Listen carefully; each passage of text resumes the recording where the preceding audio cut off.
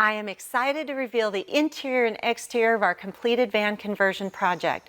We'll start on the inside.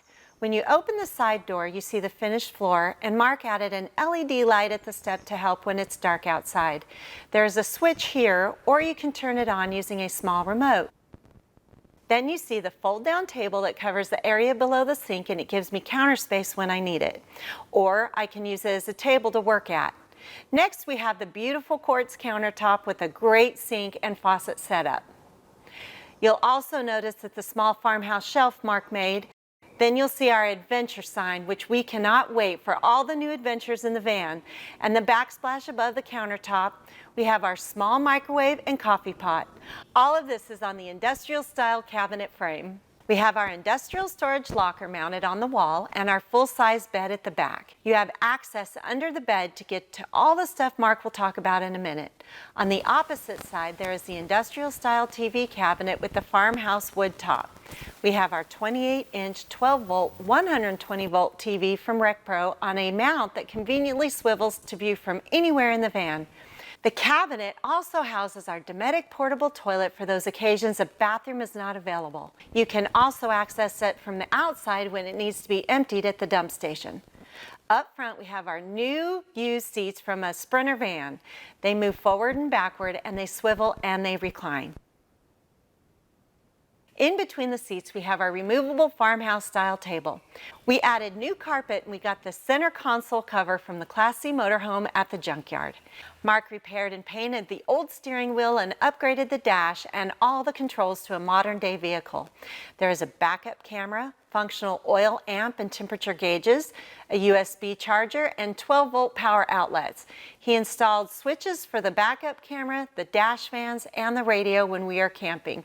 And there's a digital battery voltage gauge light right here. That is a preview of our van camper interior. Now let's look at the exterior of the van and then the heartbeat of our off-grid conversion project.